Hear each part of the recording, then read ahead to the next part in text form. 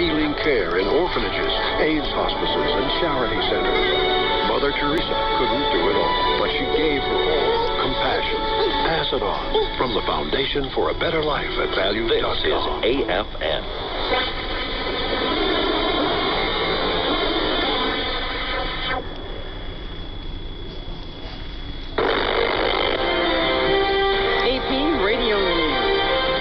Sandy Cosell.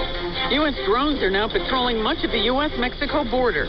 They scan desolate stretches of the border where there are no agents, camera towers, ground sensors, or fences. Lothar Eckert is Executive Director of the National Air Security Operations at the U.S. Customs and Border Protection. He says it's important to have border drones. The ability to have the UAS respond quickly and start searching that area and putting up that electronic fence, for lack of a better term, looking for this group of people who are going to do harm to our country is critical. It's a big departure from the older emphasized boots on the ground and fences. President Obama is taking part in an East Asian summit in Myanmar. AP White House correspondent Mark Smith reports. The 18-nation summit in Myanmar's purpose-built capital of Naypyidaw is the largest ever gathering of world leaders in the country also known as Burma. Indeed, it's a kind of coming-out party for Myanmar's struggling democracy after decades of dictatorship, and a chance for Obama and the others to talk about trade, territorial disputes in the South China Sea, even the Ebola virus. Congress will vote soon on legislation to build the Keystone XL pipeline, and here's the latest political turn on the issue. The two candidates in the December 6th runoff for a Louisiana Senate seat are both pushing the bill.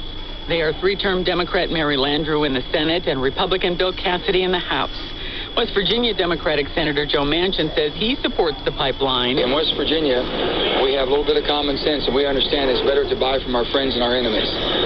So it made all the sense in the world to me. It made sense then. It makes sense now. An earthquake with a preliminary magnitude of 4.8 shook parts of Kansas and Oklahoma yesterday.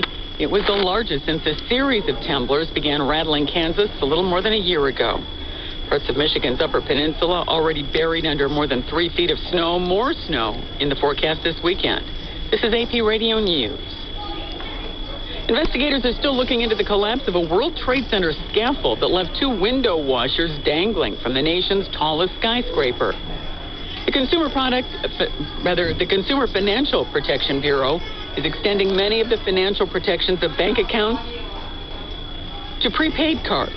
New rules would require users be protected against fraudulent charges and provided with free monthly billing statements. The rules come as more Americans are using reloadable prepaid cards as a substitute for checking accounts. Consumer Reports identified the Bluebird card as the best bank account substitute because it has a bill-paying feature and no monthly fees. It ranked the American Express for Target as the worst because it lacks FDIC insurance. The AP's Shirley Smith. A FIFA judge has cleared Russia and Qatar of corruption in their winning bids for the next 2 World Cups. Sandy Cosell, AP Radio News.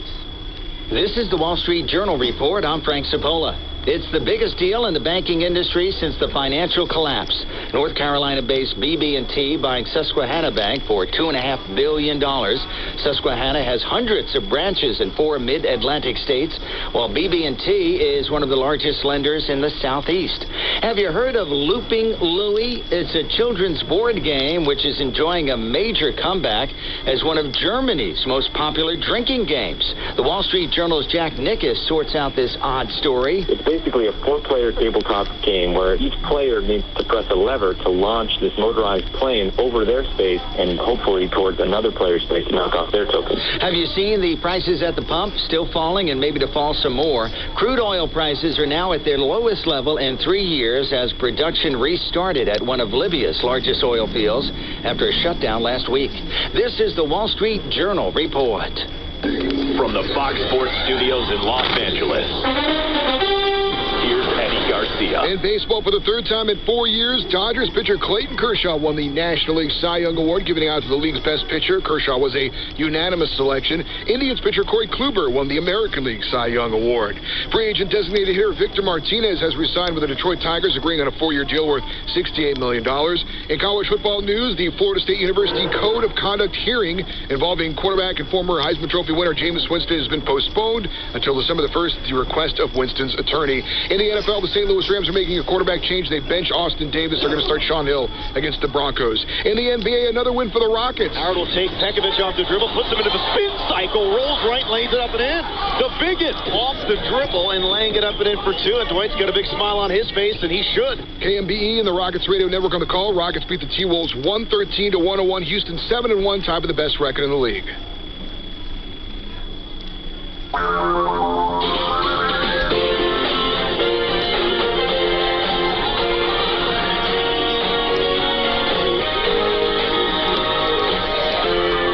You're listening to the Tom Hartman Program. And greetings, my friends, patriots, lovers of democracy, truth, and justice, believers in peace, freedom, and the American way. Special greetings to Louise, my wife, because today is our wedding anniversary. So back long ago and far away, we got married.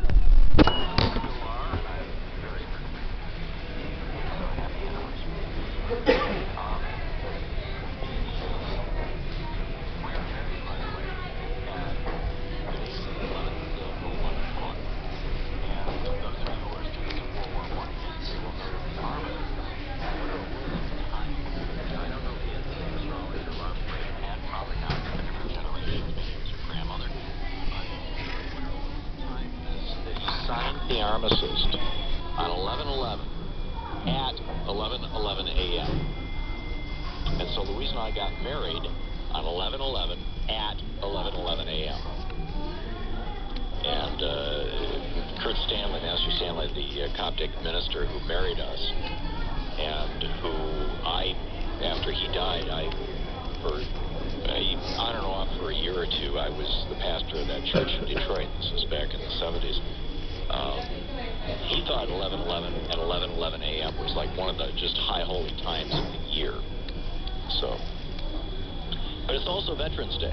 I mean, it's Veterans Day in part because it used to be called Armistice Day. It used to be the day that the war to end all wars ended.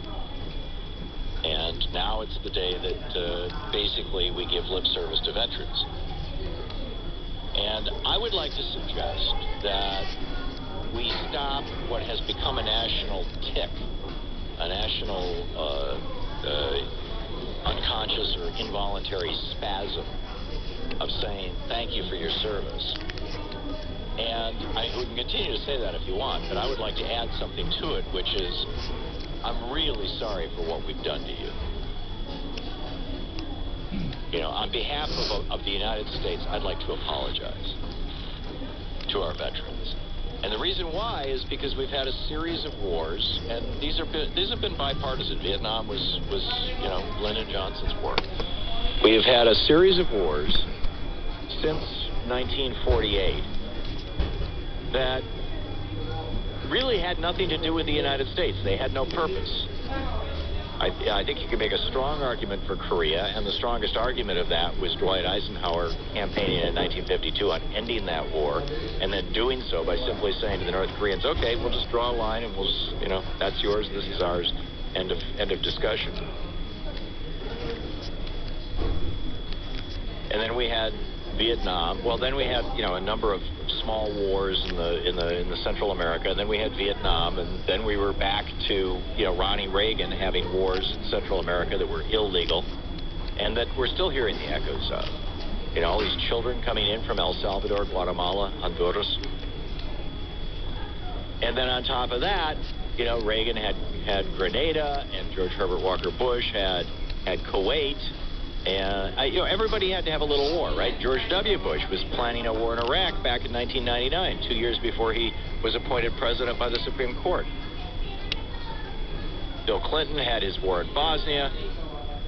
That one, I think you could make a stronger moral case for our involvement in that and the NATO coalition, but I realize it's still very contentious. But by and large, our veterans have been treated like crap. I mean, here's a news story from October of last year. The Republicans were going after the SNAP program, the food stamp program. About 900,000 veterans and 5,000 active duty troops face cuts in their food stamp benefits beginning Thursday as $5 billion is automatically trimmed from the SNAP program for low-income families. The Republicans cutting food stamps for veterans. Here's another one. The House of Representatives on Thursday approved sweeping reforms to the nation's food stamp program that would cut some $40 billion in nutrition aid over 10 years and deny benefits to millions starting in 2014. That's this year. Many of those millions are veterans. February of this year, February 27th, Senate Republicans blocked Democrats from advancing a bill that would have expanded health care and education for veterans. Republicans blocked that. The Democrats called for a motion to waive the budget point. In other words, hey, let's get past this and go on with this. It got 56 votes in the Senate, all the Democrats and a couple of Republicans. But still, the Republicans, Mitch McConnell insisted on filibustering. It took 60 votes, and it never got them. On May 29th, 2014, Senate Republicans blocked $21 billion to build new VA clinics because they said it was too expensive. But they did want, this is $21 billion for veterans, they did want a $600 billion tax cut for big corporations, big multinational corporations. In June of this year, by the end of June, an estimated 285,000 veterans will be going without long-term unemployment benefits because Congress allowed the program to expire in December. We got over 250,000 veterans who have lost their long-term unemployment benefits. Why?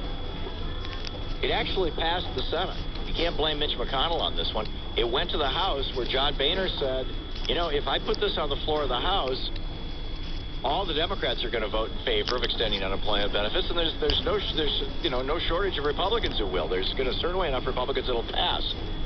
And because that would be inconsistent with the caucus room conspiracy plan to destroy Obama and deny him any kind of legacy, because Obama might get some credit for 250,000 veterans having their long-term benefits, unemployment benefits extended. Screw the veterans. This is what John Boehner, in effect, said. Screw the veterans. Not to mention George W. Bush. You might want to pull up that Cindy Sheehan clip, yeah. But here's what, George W. Bush, well, Cindy Sheehan tells the story really well. This was her, under oath testimony before John Conyers' committee in the House of Representatives.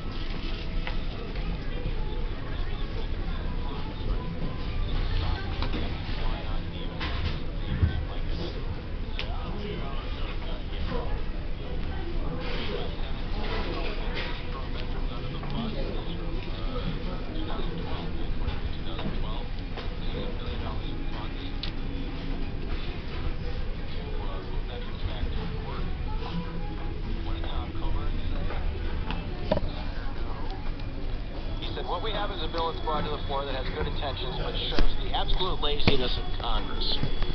Right? There's no evidence that jobs for vets will work.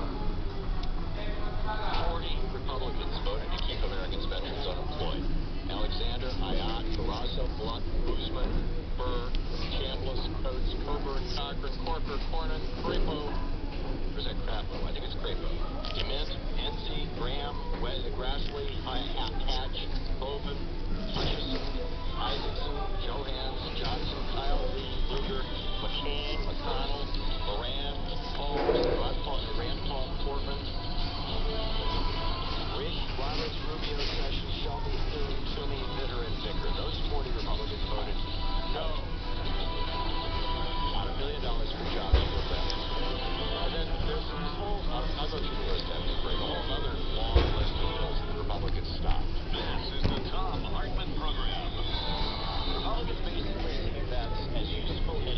as props.